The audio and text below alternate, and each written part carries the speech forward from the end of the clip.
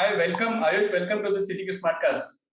Hey Harish, thanks for having me. Glad to be here and to be speaking to you.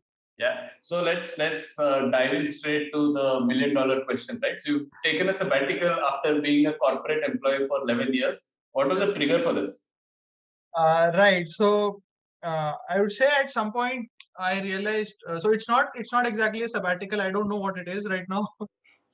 It's more of I'm taking things as they come, and it's more of so 2 or 3 years ago I realized I was 7, 8 years into my corporate journey, and I realized that probably uh, there is a race I'm running, and I don't see an end goal to this. There's no finish to this race that I'm running, and I probably will have to run this race for the rest of my life. So, which is a very disturbing thought. And you look at our previous generations, our parents' generation, especially government employees, and they enter services at 2021 and then they retire at 58. That's like a 30, 35, 30, 40-year career doing the same work, all their life. And probably they didn't have as many options back then. I just realized we live in the 21st century. It's got to be better than that. So 7, 8 years ago, so there was this disconcerting feeling at the back of my head that I don't want to do this for the rest of my life. And so that's where this trigger came in, that I should probably try something else somewhere else. So yeah, that's how it started basically. Right, right. Yeah. So, nice that you spoke about how it started, but what impressed me was both the way you thought about this. So, like you said, this probably got triggered 7 to 8 years ago, but you took your time to sort of, plan this. And B, you also articulated it in a very nice, blog post, right? So, how did that come about? And talk to me through that entire 7 to 8 years long thing Yeah, where yeah, you right. probably struggled with some confusion, how to go about this. What was that like? Yes. So it was 7 to 8 years into my corporate career. So it was 3 years ago. Okay, right, right. Around 2017, 2018, and it was about, yeah. So I had to think of many things back then. That if I have to do this, then how do I do this, right? If I have to go on my own and not be a corporate employee. So first, let's just back up a bit and then just look at what I did not enjoy about my corporate life. And that was, first of all, that I was playing a very small role in a very big company. Right. So I was with Samsung Electronics as an Android staff, senior staff engineer, Android. I was an Android developer, and when I joined back in 2012, Android was going up, And over the past few years, as I'm looking at the tech industry, I realized that it's not that popular. Everyone's moving to the merge stack, to JS web development, JS frameworks, and people are now getting to no code. And I'm writing code, and it's going to become obsolete very quickly, And then I'm going to be stuck in this legacy technology that's just there because they need to support a legacy technology, so that was one feeling, that what I'm doing is not cutting edge. The second feeling was that I'm playing a very small role in a very large company. I would rather play a big role in a small company, or be a company of my own, like do my own thing, and it's scary. The good part was from the job was that I was getting status. I could go out and say that I work for this multinational company that employs thousands of people across the world, and I was getting a predictable paycheck every month, which was hefty, which was growing every year on a year, and which I enjoyed. Of course, who doesn't like money? But yeah, so that is a good part. And I said, how do I go about this? So first I need a monetizable skill, which I got to build on my own, where people can pay money not for doing this, what I'm doing already at my job. Probably for some people that can work, but it was just that I didn't think that technology that I was working on was good enough to be monetizable outside, because software engineers in India, like you throw a stone and you find 10 of them, right? So I needed to move on from that. So product management was one area where I wanted to get in, because it's just one level up in the value chain. where you're closer to the actual product, you get a bigger say in it. And then writing, I'd always loved reading a lot, and then this writing is just and when you read a lot, you start to want to write more. So writing was just a way to express my thoughts. So I thought, okay, these are two skills that I can probably learn and figure out a way about how to make money. And then there was the whole personal finance aspect of it, that how much would I need to be able to do this. And there's this great community called indiehackers.com, where I became more active over the past 1.5 years. And there, the whole concept is everyone's a software engineer, everyone's trying to build their own SaaS apps. Like SaaS is the future, probably subscription based software, and everyone is for freedom. So the way, the mentality of an indie hacker, indie means independent software engineer, works is that they look at how much money do I have saved up, how much am I making, how much am I spending every month right now, and so how long will it take? It's basically runway. So the analogy is that while you're on the runway, you're building the plane as you're taking off. And your runway's got to be just enough that by the time you build the plane and you take off, you're not sure, you don't go off over the runway. So that was the mental model that I was working with. That I need a runway of at least, let's say, 24 months, like 2 years, to build my own thing, to build a sustainable internet business, bootstrapped. I don't want to go around asking for funding again, because again, when you go for funding, you lose a ton of freedom to build what you want to build. So those are the kind of 2 or 3 mental models that I was going with. I want to do writing, I want to get into product management, and I have this idea of runway. So for next 3 years, I need to save up, I need to invest, I need to hack personal finance in a way that I know what's a mutual fund, what's an index fund, what's a liquid fund, what's a debt fund, what are stocks, what is Bitcoin, where should I put how much of my money should I put where, what's PF. So I was like big into investing for 1 year. Into personal finance and investing, and I learned it as a skill for myself, because I didn't want to. Probably I'm at a level where I can become a financial planner, certified financial planner. I don't want to give those exams and like do this for people. But I said that I learn this skill and do it for myself.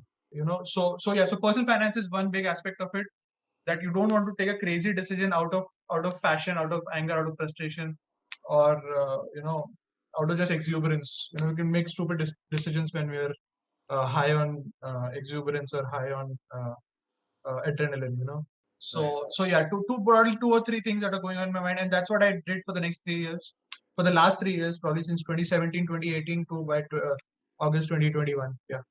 Right. Yeah. So, like I was mentioning before we started recording, Ayush, there are, I see two kinds of consumers of this particular conversation, right? One is people who are probably identifying with you, who are thinking like, okay, this is what I have also been thinking. So, how do I actually go about operationalizing all these plans that I have on paper, right? So, those are one set of people, and the other set of people are the leaders of companies. It could be a large corporate, it could be a startup entrepreneur, a founder, or an investor who is who has portfolio companies where people like you are employed.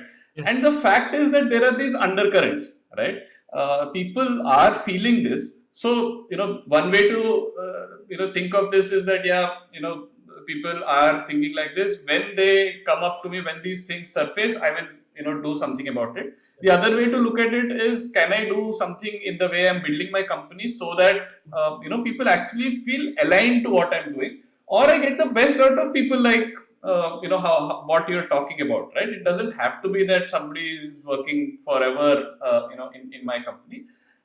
Just the way you are now working as a consultant product manager with someone, I may want to remodel the way I think about building a company. So these two kinds of people. So we'll try to address both aspects of Sure, what sure. Yeah, absolutely. So for the first one interesting thing that I heard you talk about is where you talked about how you looked at building the whole personal finance Yes. as a skill, right? So, Yes. what other skills did you think were needed for you before you sort of took this decision? How Yes. did you prepare? What was the groundwork that you did? Yeah. So personal finance was one aspect of it, and that included me getting rid of most of my debt that I had taken up, and that meant the only debt right now I have is my home loan. That meant moving into my own home. That we had bought a few years back, but we had not been. So that's where COVID helped. That our own home is actually a bit farther away from our offices. So we had to live closer to our office for all our life so far.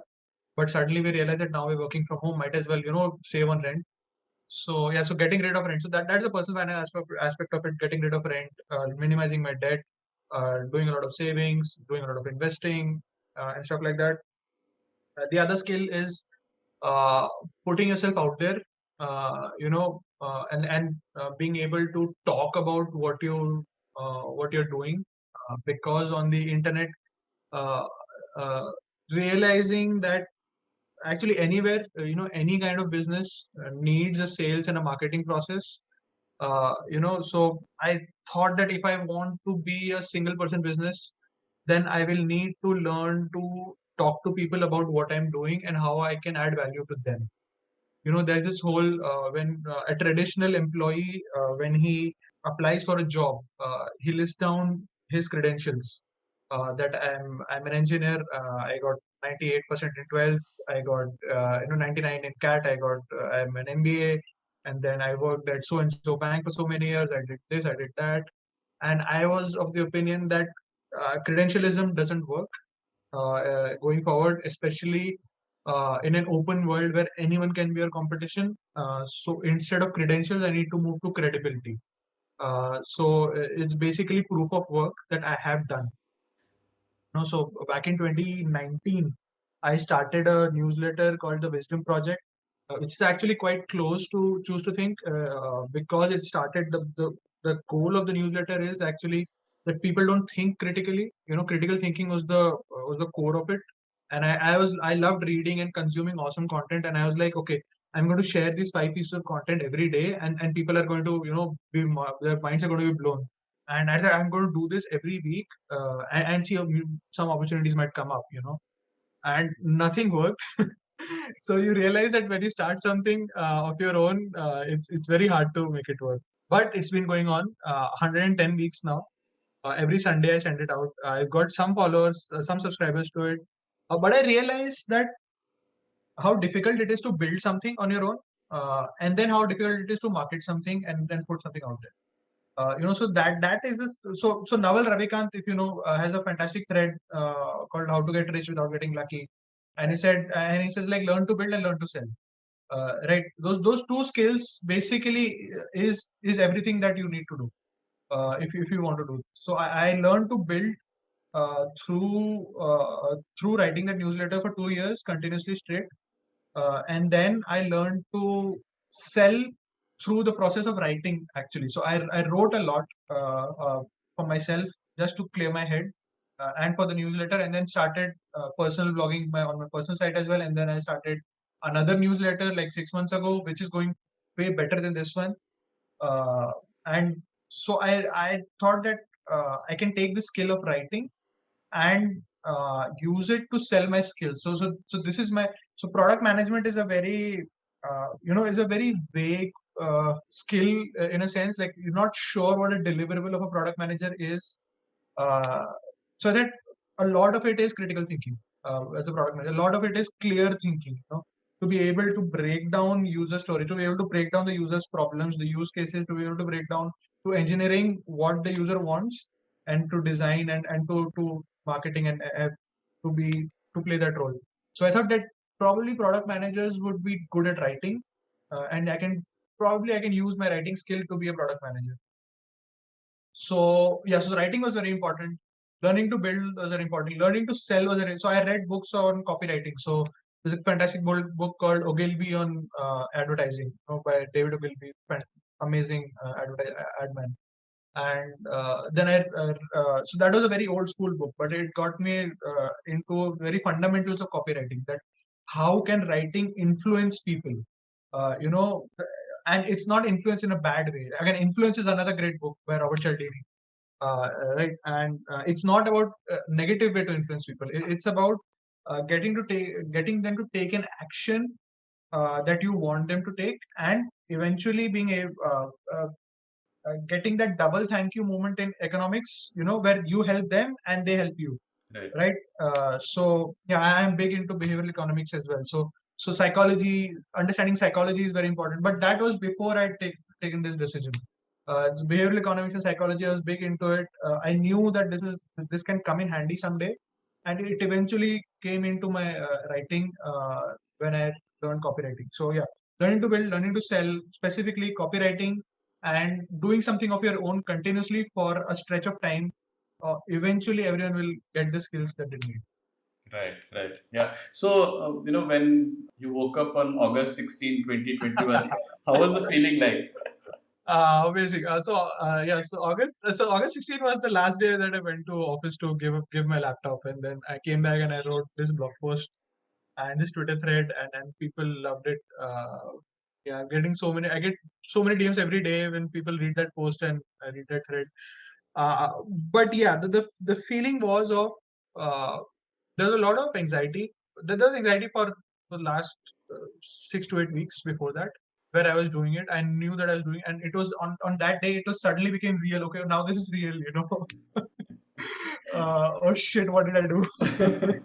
Now what? Like I'm this crazy person who just quit his stable job and doesn't know where he's going. Uh, but yeah, when people showered love so much, and they said that, you know, we whoever I spoke to, like, I want to do this, like, you have the courage to do this. So I got some validation that made me feel good, and I was like, yeah, now I have an empty calendar. I can like do whatever I want to do, and this is like my real test of my critical thinking. That now what do I do? You know, I read a lot of people, like, when they quit, they just go into a bit of a slumber sometimes, either where they just relax for a long time, like 6 months. They got like, okay, I've got 24 months. I might as well take, chill for 6 months, and then I'll do something. And then there are people who are too anxious and who overwork themselves, and then, eventually burn out within 2 or 3 months, out of the fear that they'll not be able to sustain this for long. So I wanted to be in the middle somewhere. I told myself that I don't want to burn myself out, because that's the point of quitting. Like that, I want to focus on my health. I want to focus on my own time. I want to work at my own pace. But like, I don't want to be too chilled out as well. I should be careful of myself. So yeah, so that was what was going on that day in my head. I planned most of the stuff. I knew like what meetings I had that day. Couple of things on my calendar. So yeah, so it was a long time coming. So I knew what was going to happen on that day itself. It was very nerve-wracking. Uh, yeah. Right, right. So, how does your day look like today? How do you Yes. plan it? How do you plan in terms of weeks, month, or is like take it as it comes? Yeah. So I like to plan weeks, but particularly I'm very specific on my morning routine. So I'm big into habits. Again, Power of Habit, Atomic Habits, the fantastic books, and I've written two ebooks on atomic habits, like how people can learn from it and how people can apply them. So my morning routine is like my journaling, my meditation, my yoga, my walk. So it's like 3 hour long morning routine, which I don't skip. Probably 1 or 2 days a week I skip it, just a cheat day, but otherwise I don't. I feel energized by following my morning routine. So that's very important. I wake up without an alarm. Yeah, that is one thing that changed on 16th August. I have had no alarm since then. I wake up naturally, and that doesn't mean that I sleep till 10. I naturally wake up at 7 now. Sometimes it's 6:50. Sometimes it's 7:10. But when I was working, it had to be like 6:30 or 6:45 or 7. It had to be a certain time that I have to get up. So yeah, that changed. So I wake up naturally, then I do my morning routine. I'm in no rush, because I don't do any meetings in the first half usually. especially my clients are in the US, so most of my meetings are late in the night, so 10, 11, stuff like that. So first half, mostly by 10, I'm done with my routine, my breakfast, everything, and then I have like 3 hours of writing that I do for various projects, either for my own projects. Basically, it's either writing for Twitter, writing for my blog, writing for my newsletters, or writing for freelance. I do a bit of freelance writing as well. So writing for that. That's till lunch. After lunch, I take a nice 30-minute nap or something. That is again a privilege that I enjoy now, that I can take a nap for 30 minutes after lunch, and then I get to my like my chunk of my work after 3 or 4 in the afternoon, like 4-5 hours of product management work for my clients. So that's like 7-8 in the evening, and then I'm big into board games, so I play with my family. Play board games in the evening after 7-8 till dinner, and like every average Indian family, we watch KBC, and then we watch the IPL, and then sleep.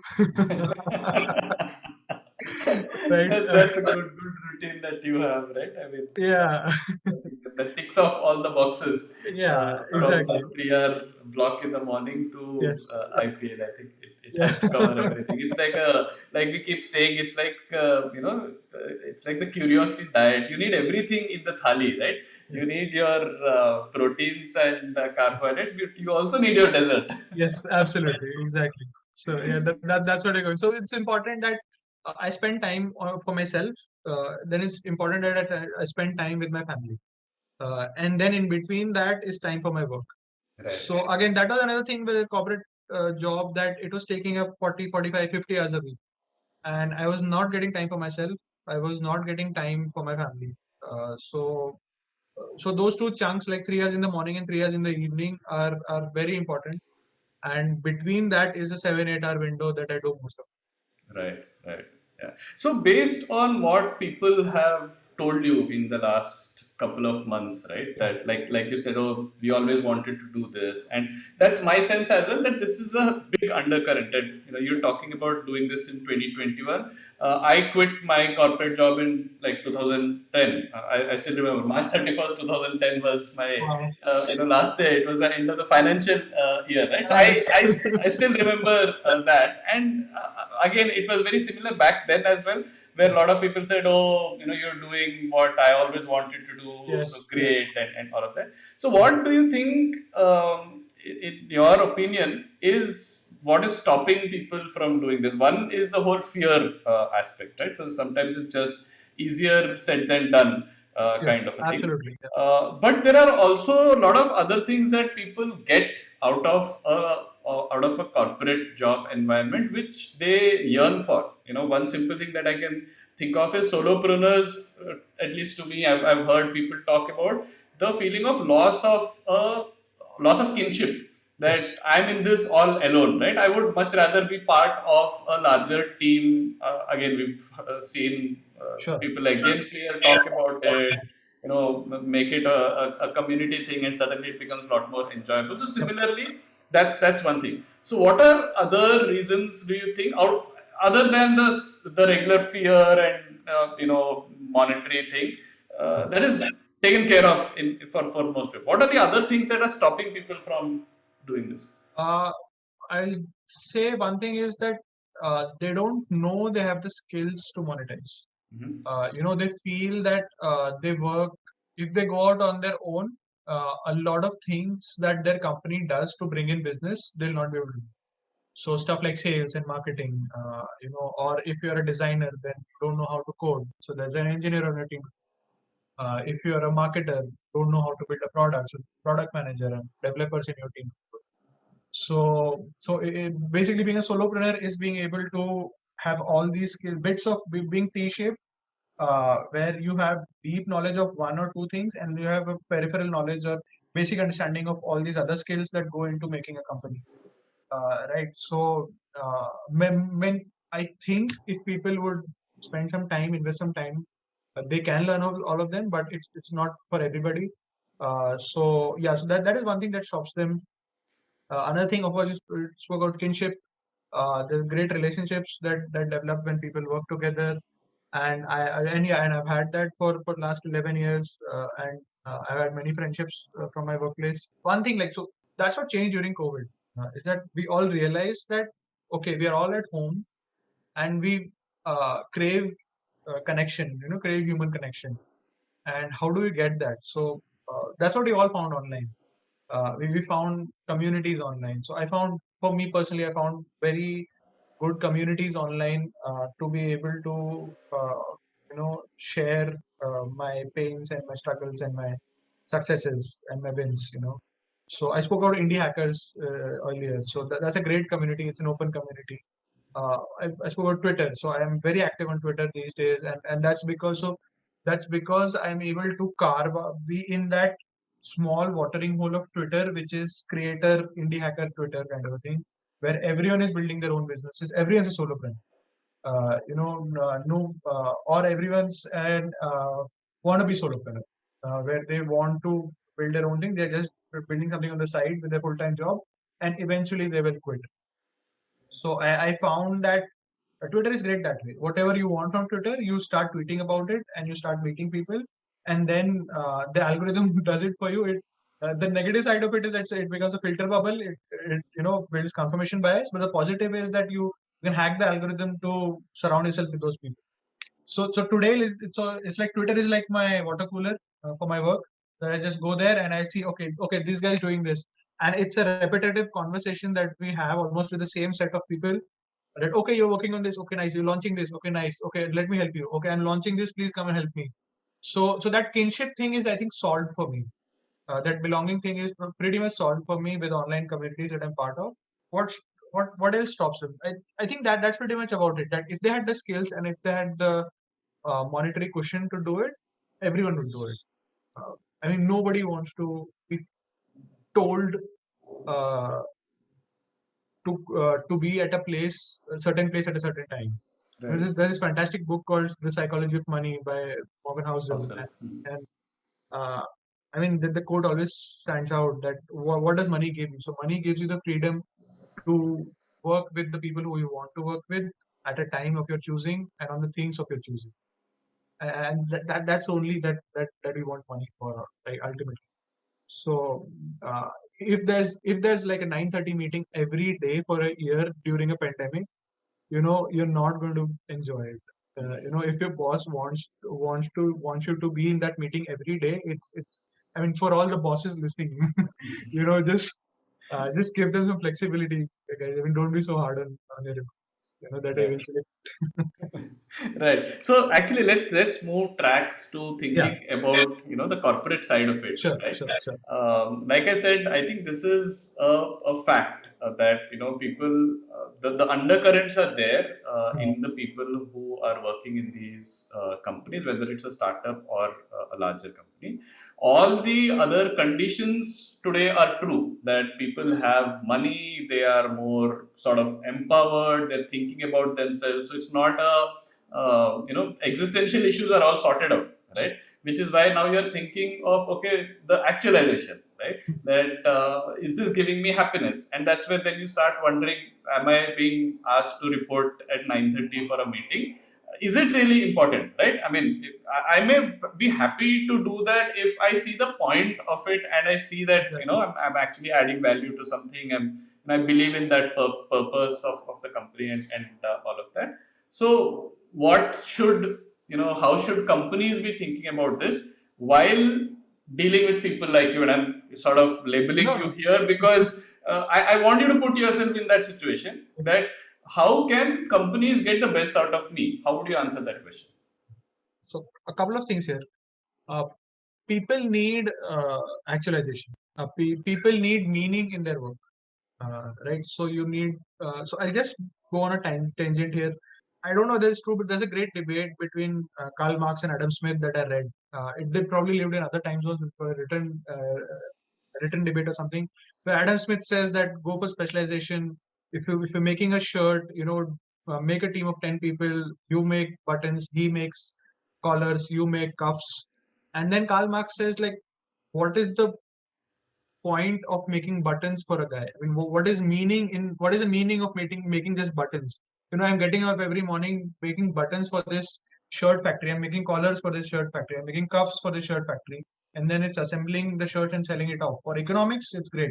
For capitalism, it's great. For Adam Smith, specialization of labor, right? But for the guy who's actually, making the buttons and the cuffs and the collar uh, all day, there's no point. I mean, we are not fact. And now we are knowledge workers. It's truer even now than it was probably 200 years ago, that we need meaning in our life. We don't want to build buttons. We want to build entire shirts, even if they don't sell as much, even if they're not as good.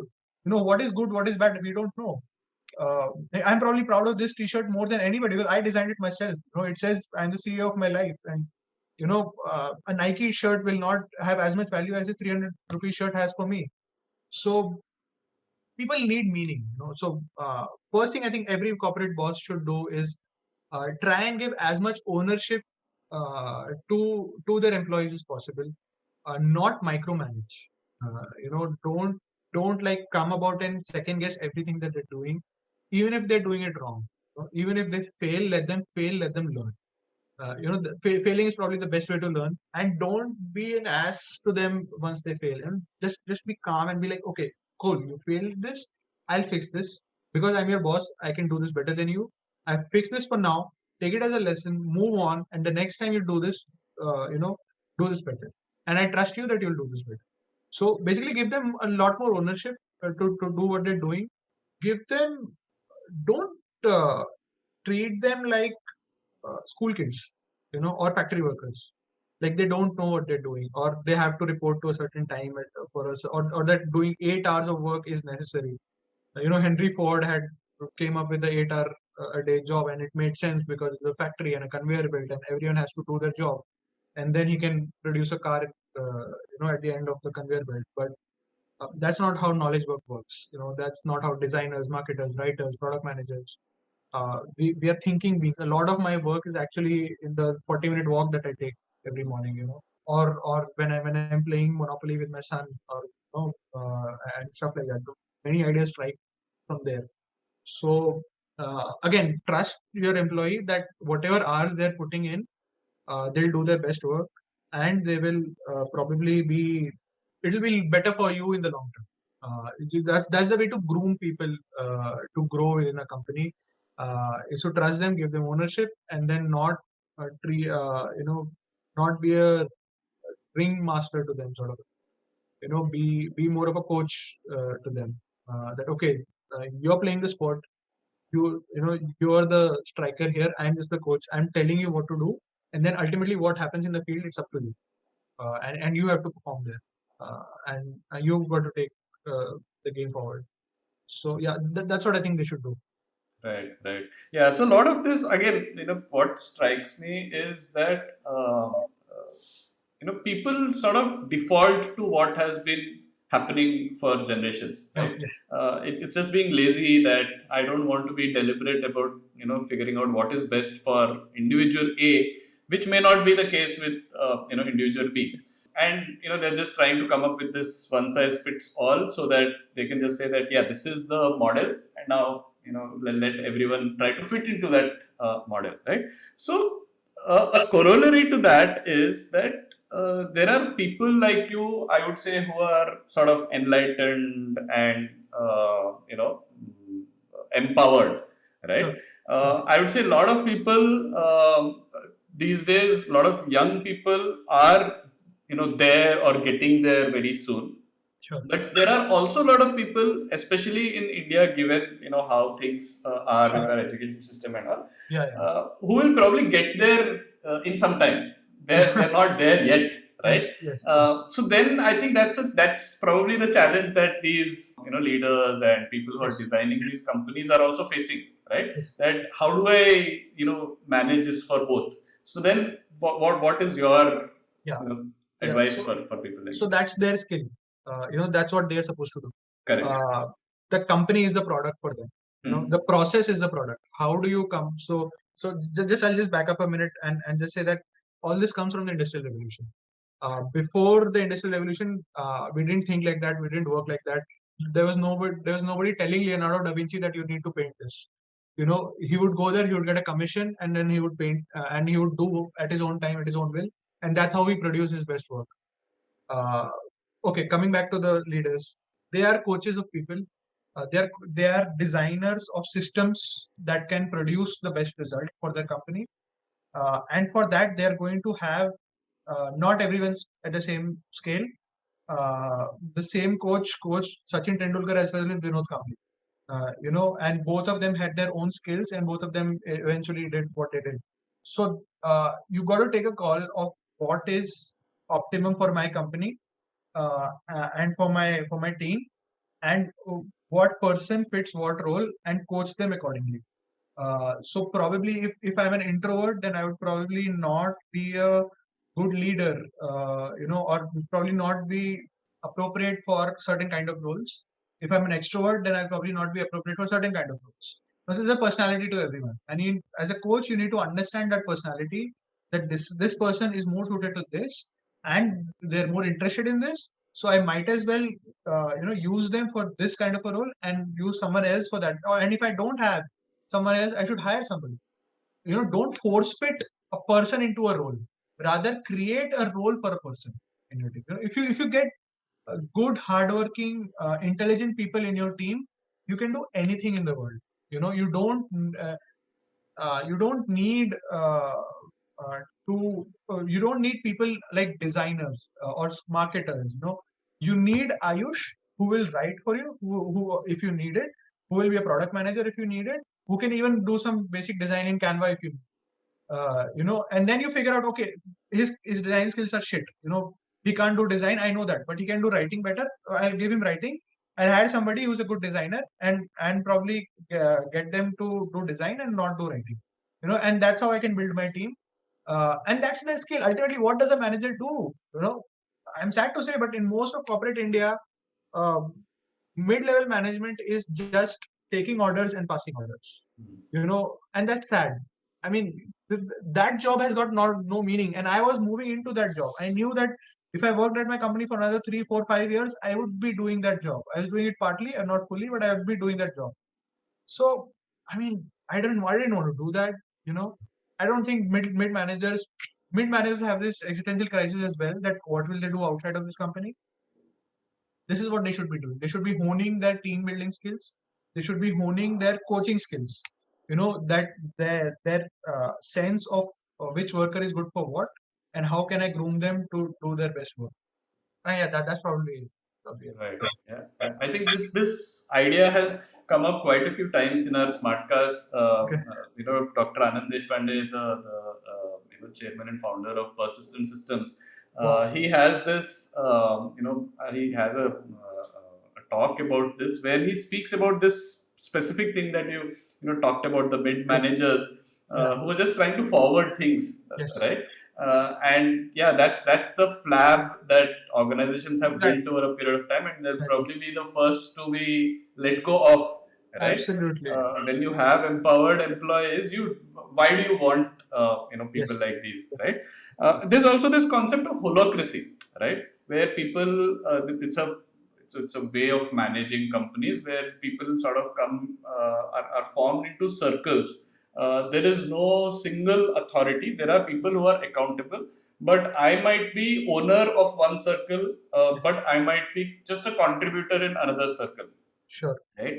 And I think this is not exactly the kind of gig economy that people talk about, Sure. but this working on simultaneous projects at the same time, right? I think this is gaining currency more and more. This is what freelancers are doing. You are probably doing that right now. So how do you manage that? How do you manage that from just the perspective of time management or mind space? How do what are the challenges and how are you doing it? Yeah. So first, the benefits is that I get to work on so many different projects all the time, and it's very interesting. It keeps me intellectually charged all the time. Intellectually curious and willing. When I wake up, I'm excited that today I'm going to work on this. And no 2 days look alike for me. Every day I have like different things that I'm working on. To manage it, basically it's a lot of time blocking. It's a lot of planning again. Uh, and it's a lot of focus on deep work. So Cal Newport has a book called Deep Work, where you should spend chunks of your time doing going deep into certain kind of work. So I have my time management hack, my productivity hack is I have 10 blocks a week of 4 hours or 4 hours each. Okay, 2 blocks every day, one in the first half, one in the second, and that's all I do, Monday to Friday. And whatever project or task that comes in, I just fit in like, okay, which is the next empty block that needs to be filled in, and I fill that project into that block. Uh, and of course, I make sure that it doesn't collide with something else, or if a deadline is coming up, then I need to probably give 2 3 blocks to something, and that I manage. And the good thing about this is, and again, this is true for the knowledge economy, whether you're as a holacracy within a company or whether you're working as a freelancer or consultant, that you need to realize that knowledge work takes time. It's not fixed that if I spend 4 hours, then I'll write a great 2,000 word article. Probably sometimes I've written for clients where uh, initially when I was starting out as a freelance writer, I charge them on a per word basis because that's like the shitty way of doing it across the world of charging freelance writers. And it's taken me 8 hours, 9 hours to write. And it just didn't make sense economically for me to spend that time. But I want to put out quality content. Don't want to write a lot of fluff. So I moved on from that and moved on from value based pricing now for myself. But I think everyone needs to realize that knowledge work is not factory work. Again, going back to the industrial revolution, what you do can take more time, and all my clients realize that. My consulting and freelance clients know that, and within a company, bosses need to realize that if this person is supposed to design something or this person is supposed to code something, coding is another creative knowledge work. It's not like a factory job that if you give somebody to build a feature for 3 years and they do it in 1 day or 2 day, and we have these calculations in man hours and man days, that this project needs to be done, and it's again, it comes back to what you're saying, that because it's the way we've been following, and that's why people don't know any other way. That's why people are doing this. That they're just breaking down projects into specific man hours and man days, and then assigning people, and so like Warren Buffett has this fantastic quote that you can't impregnate 9 women and bring a baby in 1 month. So you need to spend 9 months to bring a baby in this world, and that's true for any kind of good knowledge work as well. It takes the time that it takes, and all of us need to be okay with it. It's okay if it takes a bit longer. You're not, especially if you're a product company. It's okay. It's your own product, man. Come on, you can push the deadline to the next day. All deadlines are made up, by the way. I think no deadlines in this world matter. They shouldn't matter. Right. Yeah. Yeah. So, interestingly, the quote you mentioned, I think it's also part of this project management book called the Mythical Man Month, which was like Yeah. one of the Okay. first books on project management Okay. that software project managers used to refer to. Okay. And still, in Yeah. practice, we've not been following that quote, right? Yeah. So, do you think, going back to what you're talking about in Yeah. terms of people working simultaneously on multiple Yeah. Yeah. projects, and you also spoke about how you could be writing, designing, and doing these things. Yeah. Do Yeah. you think this is the future of work for companies as well, not just for solopreneurs? For companies, I think large companies need to break themselves down into small teams. They need to build task forces of people uh, who are capable, who within a team of, let's say, 5 or 6 or 7 people, they have all the required skills to build something within that team, and they need to, and their bosses or their managers need to come up with projects and then give this one project to one team and let them do it their way. They do the estimates, they do the planning, they do the execution, and then they own the results eventually. I don't see. So where again, as a team, if I have a strong bond within my 7 8 people group, then I'll pitch in with wherever the team is lacking. If okay, if this guy needs some help with coding, I can help him out. If I need help with designing, I can help it out. And we will all have to be T-shaped anyways. I mean, we like it or not, we have to be T-shaped people to do well in the knowledge economy. we can't just be a single line that I only do coding, I don't do anything else. So if you don't understand the user who you're coding for, I think why are you coding? You know? So I think that's where companies will go, uh, where they will have specialists. Everyone will have a specialization, but everyone will have a bit of general skills as well. And that's the best way they can function. I guess the old factory work model will not work. Right, right. Going back to your blog post, right? One interesting thing that caught my attention there was, in terms of being prepared for taking a decision like this, you said you should have earned an internet dollar. Why internet? Is internet the only way that you should be thinking about this, passive income slash other income? Yeah. So internet is changing many things. It's changing the fundamental mental models that we have lived with for a long time. There is selling atoms is more harder than selling bits. What I mean by that is when you do a physical business, you've got a cost of goods sold. Every time I sell a biscuit packet, it's 4 rupees, and then there's probably a cost of manufacturing it, 1 rupee, 2 rupee, then delivery and then distribution, and then the profit comes out to be 1.5 rupees. Every time I sell an info product, which is just living digitally on the internet somewhere in some file storage, there is no cost of goods sold. I've already created, so I've created ebooks, I've created toolkits, and these kinds of, I read newsletters again. So those kinds of info products will not exist without the internet. First of all, probably the closest thing would be books, but in the old pre-internet era. But books again have a manufacturing cost and a distribution and a retail cost, which again the internet just kills all of those costs. If I write an ebook, you can download it instantly right now and start reading. The connection between the writer and the reader is direct. There is no publisher. There is no, all those middlemen have gone away. All those middle costs have gone away.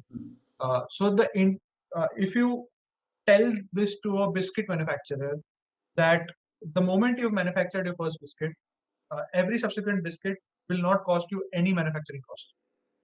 His mind will be blown. He'll be like, no, no, no, that's not possible. You know, so that's how people who have done business in the physical world, they don't realize how different business in the internet world is.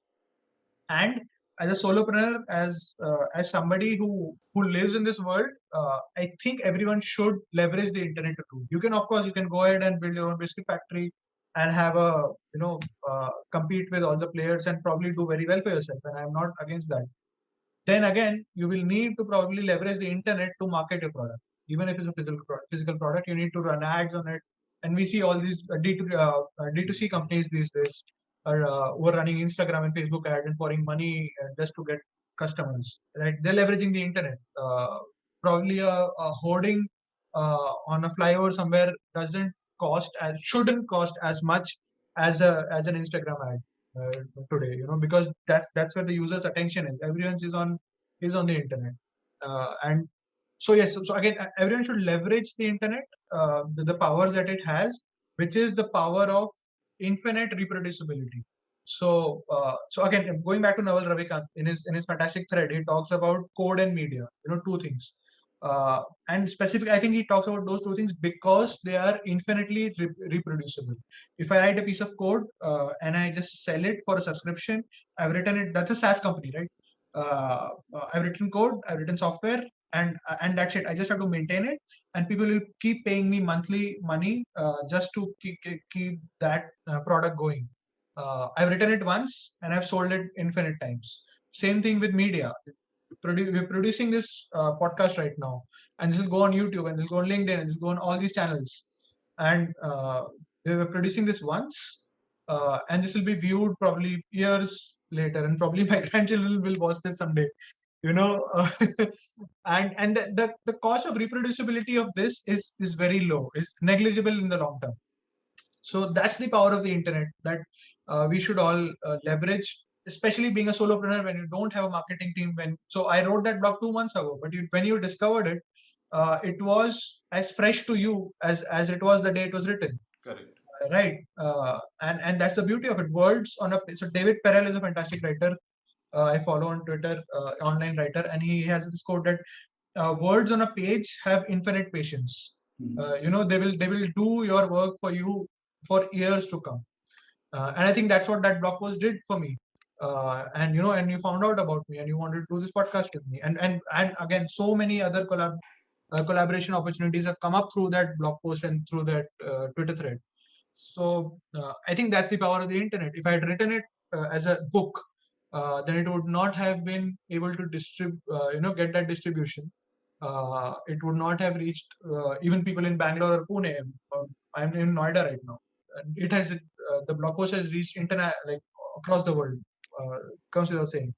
So yeah, that's why internet is important in that when you go solo, you need to have you need to leverage the infinite reproducibility of the internet. Right. Uh, Yeah, yeah. So coming back to that blog post, another thing that you spoke about was thinking in terms of small bets, right? Now, when you look at it, investors have always been doing that, right? That is how they've always thought about, their portfolio companies. Why do you recommend everyone should think like that? Why is it such a good thing for everyone?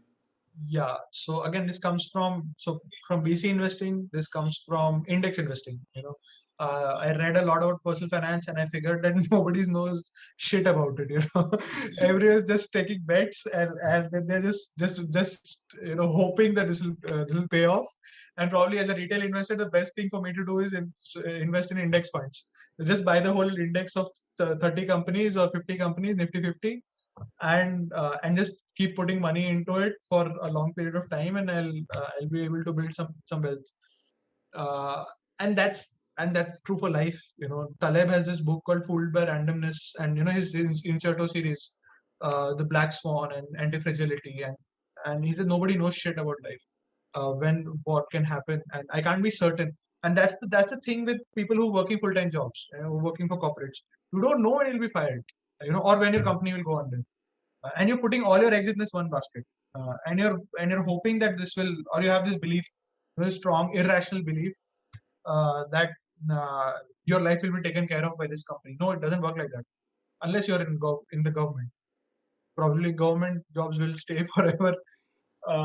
Otherwise, if you're working a private company, it can go. So that was like, again, that is another realization that I had, that all my eggs are in this one basket with this one company. I should diversify. So again, my investing and my personal finance is one way of diversification. Another way of instead of diversification of investment, people think of diversification of income. So my income right now comes from two or three sources. Right, one is the consulting gig, two or three freelance writing gigs that I have. Then I'm like in the process of, I'm just talking to a few people. I want to start a ghost writing and a freelance writing agency sort of, where I do this for CEOs, where CEOs have a lot of domain knowledge, or any domain expert basically, but they don't have the time or the skills to put that knowledge down into a fine book or a blog post. So like, I want to set up a team where I'll ghost write for them, because I have built this skill over the last few years. So that is another income stream that I'm looking at. Yeah, basic point is that you build a portfolio of multiple bets. You figure out what is working and you double down on that, instead of relying on only one thing and hoping that it will work out in the long term. So yeah, that's how I think about it. Right, right. And what you're talking about is, very much in sync with what we say about future relevance, right? I mean, how should people be thinking about their future relevance? So, one thing is whether you are working in a company, or you are a founder, or you are a solopreneur, whatever, right? What are the signals that you should be watching out for?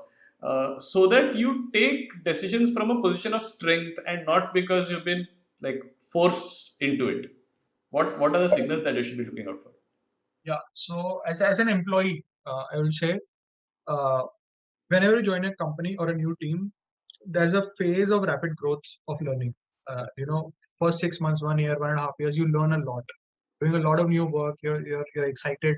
And I was there. I worked with two companies before this. I worked with Infosys and Samsung, both of them. At both the places, I was like, for the initial 1 or 2 years, I was very excited, and there's learning a lot. I was very confident about myself. But the whole corporate model, how it works is that once they figure out that this guy is good at this, uh, your work becomes repeatable. They want you to do the same thing. It comes back to, if you're good at making buttons, keep making buttons. Don't think of making a shirt. We've got people who are making cuffs, and we've got people making collars, and we will assemble them and we'll produce great shirts. So if you, in your job, when you're doing it, when you see repeatability, uh, that's when you should be worried that your learning growth has plateaued. You're not learning as much new stuff as you used to, and probably enjoy that period, because work will be very easy for you. Now that you know how shit is done, uh, and enjoy that period for a while, 1 years, 2 years, 3 years, then it'll start getting boring. Then there's something at the back of your mind will tell you that what is the point of doing this? Why are you doing this? But that's when either you talk to your manager, switch your teams, get something else to work on, get something new to work on, go on your own, go solo if you don't see the possibility of that. But yeah, that is primary for an employee. That is the primary reason, primary signal that things are getting problematic, when what they do is becoming repetitive. And one more thing to that is that if your job is repetitive, it will be codified, and some algorithm will do it for you. Right. And you will be become irrelevant uh, in the future. So yeah, that's a very important signal that everyone should give. Right. Yeah, I think those two are great, yardsticks to use in terms of thinking about where you stand and how relevant you're going to remain. Yes, Right. yes, yes. Yeah. So you mentioned quite a few books and people, but if I were to put you in the spot and ask you for recommendations on books, people to follow, who would they be? I don't know. In terms of thinking about future relevance. Yeah. Yeah, it's very hard for me to pick few books or people, because I think everyone should read what they think makes more sense for them. In So books have this thing with this cult following, almost like we should be reading more, we should be reading more, we should be reading this book, this book, this book, and all those fantastic books from yesteryears. And I was in that space for a long time. I've read Sapiens, I've read Modius, I've read yeah. So there are many books that I've read, which everyone said that you should read, and probably you should. But now I'm at a stage where I'm thinking that I should only read stuff that helps me take my solves my problems, right? So like right now I'm reading this book called Show Your Work, right? So by Austin Kleon, fantastic book, and I need to read this because the work that I'm doing, I need to speak about it. I need to show my work. I need to build in public, as they say in Twitter, on Twitter these Right. days. So this book is relevant for me right now at my stage in my life. It may not be relevant for somebody else. Uh, Having said that, there are some foundational books that everyone should read. And there's just last week in my newsletter, I sent out like five books that I think which makes sense right now in context of this conversation. And I think everyone should read psychology, and for psychology, everyone should read Thinking Fast and Slow by Danny Kahneman and Amos Tversky. Mental models, cognitive biases, just this mind blowing concept. 30 years of research packed into a book.